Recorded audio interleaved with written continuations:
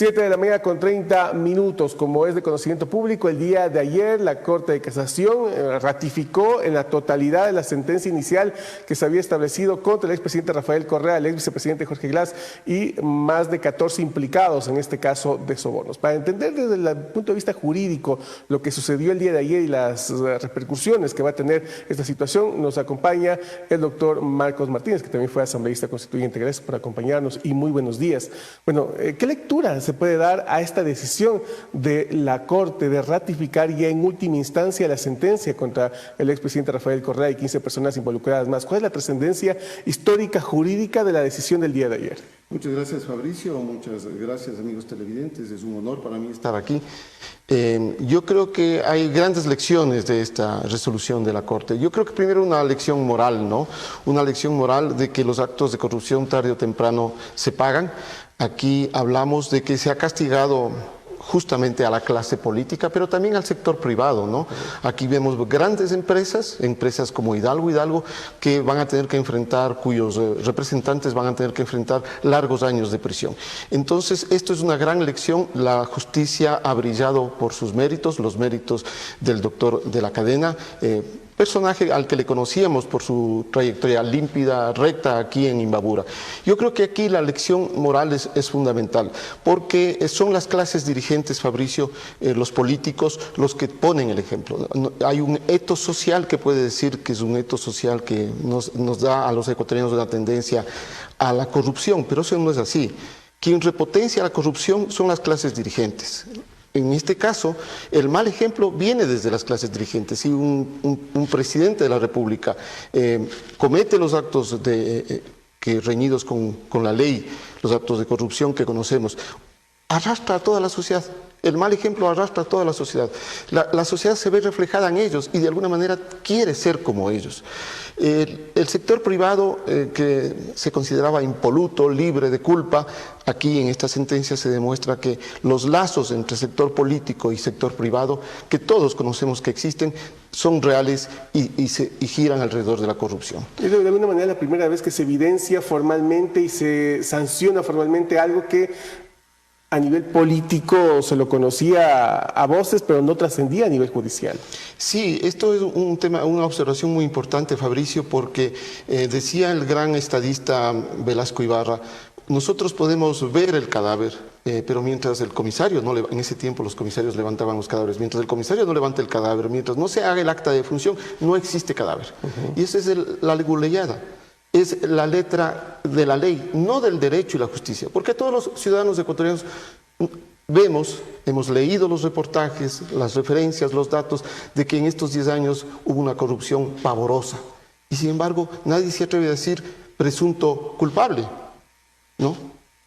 Porque se supone que en el proceso judicial es donde se demuestra la culpabilidad de las personas y la presunción de inocencia. Bueno, la presunción de inocencia es para el vértice de la responsabilidad administrativa, jurídico-penal. Pero fuera de eso, los comunicadores, por ejemplo, tienen el perfecto derecho y la libertad de decir presuntamente culpable, presuntamente corrupto. Lo cual en este momento ya no es posible porque ya hay la certeza judicial de que es culpable. Sin embargo, yo me refiero a que hay un temor heredado del correísmo a decir ese señor es corrupto. ¿Por qué? Porque dicen, la presunción de inocencia. Yo digo, la presunción de inocencia es dentro del proceso penal. Uno va inocente al proceso penal y es en el proceso penal donde se debe demostrar que yo soy culpable. Pero hay ese miedo heredado del correísmo que nos dice, no puedes decir, no puedes referirte a tal persona. Y en base a eso, durante el correísmo, los comunicadores principalmente han sido perseguidos, han sido enjuiciados. Y entonces yo digo, y la comunidad decía, presuntamente corrupto. Ahora se demuestra, después de un largo proceso de días de análisis, es un análisis sólido. Todavía tienen algunos recursos de aclaración, de ampliación. ¿Hay más recursos? En este momento, sin duda, están presentando ya los recursos de aclaración y pueden recurrir a las cortes internacionales. La sentencia, es mi criterio, la sentencia ya tiene que ejecutarse. Es una sentencia en firme en este momento. No es como en el caso de casación, que mientras no se resolvía el proceso en casación, la sentencia quedaba suspensa, ¿no? Pero en este caso ya tiene que ejecutarse. tienen que ejecutarse, y esto nos va a llevar también a pensar sobre la impunidad, especialmente de Rafael Correa. Este es un hombre que se va a quedar en Bélgica, o si es que tiene que salir de Bélgica tendrá que ir a Rusia. Yo veo con grandes esperanzas que la Interpol actúe como ya... A pesar de que anteriormente se había negado a actuar la Interpol. Exactamente. En esta ocasión ya... Yo creo que se va a negar la Interpol, ¿no? La Interpol es una organización, como toda organización, vulnerable. Yo pienso que hay un tema de vulnerabilidad ahí. Rafael Correa en Bélgica tiene un famoso abogado que factura $20.000 la hora, es uno de los más reputados abogados de Europa, lo cual no quiere decir que manejen el derecho. Igual que sucede en cualquier país, lo que manejan es la letra roja, ¿no? La insidia, la malevolencia y otros recursos que no son precisamente recursos del derecho y recursos de la ley. Entonces, la impunidad de Correa es algo que preocupa, y sin duda sigue siendo un mal ejemplo para todos los ecuatorianos. Es decir, yo puedo robar, puedo estafar, puedo hacer lo que quiera, que... siempre habrá una opción de no pagar. Sí, con el dinero robado yo vivo tranquilamente y no doy cuentas a nadie. Yo siempre me he preguntado, ¿qué dirán los hijos de estas personas? Ante hechos evidentes de que su padre estafó, de que su padre robó, de que su padre fue corrupto. Y eso me lleva a un tema nuevamente del análisis de la moralidad. En la situación actual se ha suplantado a Dios y la moral por el dinero. Es decir, si una persona tiene dinero, es aceptada socialmente. Y entonces el control social es importante. Independientemente de lo que haga. Sí, el control social es importante. Es un castigo incluso más duro que el castigo penal, es el control social. Pero si les aceptamos en nuestro círculo, si aceptamos sus invitaciones, si no les decimos nada, si no les señalamos con el dedo, ellos viven felices. Y en ambientes como estos, claro, la imitación al poderoso, eso es lo que reina en la sociedad. Una de las reacciones inmediatas de ahora el sentenciado a 8 años del expresidente Rafael Correa fue que le llamaba mucho la atención la inmediatez del proceso, que en menos de un año se dieron los 3 procesos dentro de un elemento judicial, y que le llamaba mucho la atención porque no es muy común, señalaba él, que se actúe tan rápido en un proceso judicial de esta naturaleza. Claro, yo creo que aquí actuó más la justicia y el derecho. Las pruebas son abundantes, demasiado claras, demasiado contundentes para que los jueces se regodeen en detalles. Cuando hay dudas, cuando los magistrados tienen dudas, claro, analizan con lupa los detalles, pero aquí hay cosas evidentes, cosas tan claras. Era demasiado contundente las pruebas de fiscalía. Que sin duda iba a ser así. Ahora, casación, Diana Salazar dice con mucha precisión, aquí ellos lo que han dicho es que se ha violado el procedimiento. No se ha violado el procedimiento, pero ninguno de ellos en sus intervenciones ha dicho mi cliente es inocente, y además se ha violado el proceso, ¿no? En ninguna de las intervenciones en casación escuchará usted decir mis clientes son inocentes. Entonces, claro, los jueces, los magistrados le dirán, vea, ese no es el punto. ¿Se violó o no se violó el procedimiento? Pero ninguno ha defendido la inocencia de estas personas. Han aceptado su responsabilidad. Han pedido rebaja de condenas, otro cambio de sentencia. O sea, si yo tengo la conciencia tranquila, me enfrento hasta el final diciendo yo soy inocente. Yo soy inocente, y si me condenan al máximo que me condenen, pero yo soy inocente. No puedo decir, negociemos. Yo les aviso lo que hizo el otro, lo que hicieron los demás, negociemos. Entonces, esto nos muestra que estas personas son evidentemente culpables y se han enriquecido a costa de la miseria de todos nosotros, porque este no es dinero del petróleo como uno piensa. La mayor parte de los recursos del Estado viene de los bolsillos de los contribuyentes. En segundo lugar viene del petróleo. Entonces este no es un maná del cielo que hay que repartirse entre los vivos. Esto afecta al bolsillo de las personas.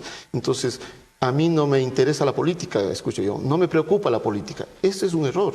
Es que porque los ciudadanos honestos no se preocupan del quehacer político y no intervienen en la política, es que tenemos dramas como estos. Yo creo que aquí la enseñanza es una enseñanza moral. Es una enseñanza moral de que cualquiera que robe al Estado y a los ciudadanos puede pagarlo.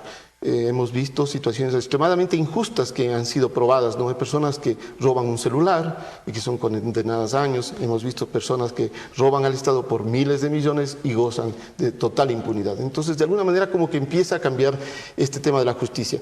Pero la justicia, yo diría, es un recurso insuficiente. Es un recurso insuficiente. Es como el médico que le pone penicilina para salvarle de una enfermedad a una persona. Pero en un organismo corrupto, una inyección de penicilina no pasa nada, se muere. Entonces lo que tenemos que velar es porque este organismo se quite esa corrupción. Porque de alguna manera la percepción es que con esta sentencia pues ya este país acabó la corrupción, pero esta es una parte de toda una estructura de corrupción anterior y actual. Entonces, lo que uno que dice, bueno, la Fiscalía, el sistema judicial actuó con inmediatez y la rapidez que uno espera en este tipo de situaciones. O sea, independientemente que los acusados se sientan inconformes por la rapidez, entre comillas, que se dio el proceso, pues uno como ciudadano que está viendo este tipo de situaciones dice, muy bien, así debe actuar la justicia, debe ser rápida y expedita. Pero también hay otras situaciones de corrupción que se han dado también en el anterior gobierno y en este gobierno, que también se espera que actúen con la misma rapidez y se sancione a los peces gordos, porque también nos quedamos en eso. Es la primera vez que se sancionan a peces gordos, pero normalmente los procesos judiciales de corrupción sancionan a peces muy pequeñitos. Así es. Entonces, claro, aquí yo digo, el derecho penal es insuficiente. No basta con el derecho penal. Yo no digo que no se los condene, está bien que se los condene.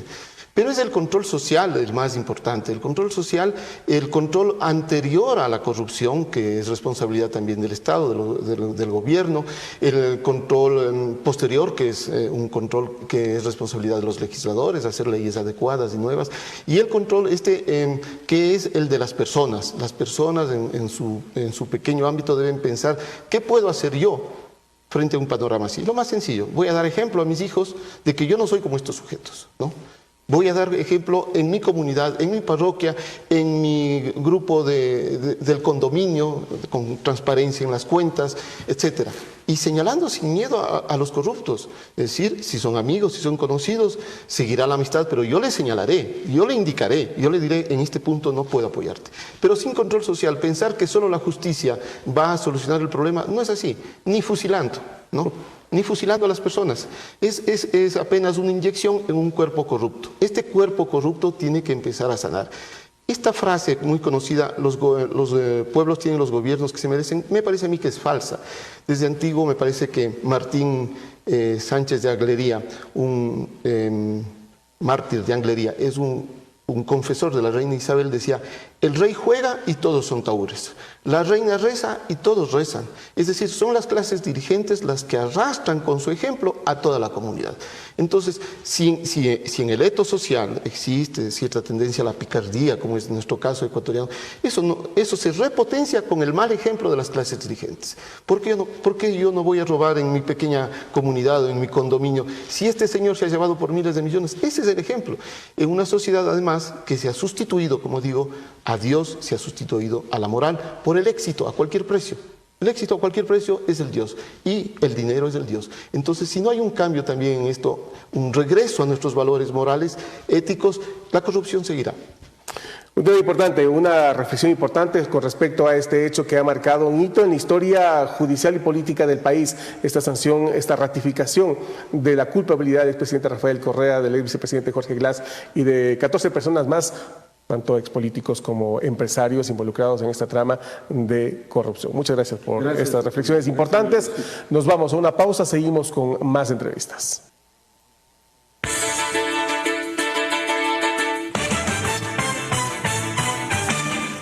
TVN Canal está de aniversario y por sus 20 años prepárate a ganar un auto Chevrolet V 2020 0 kilómetros para ti y toda la familia. Único sorteo viernes 18 de diciembre. Valor del boleto $1.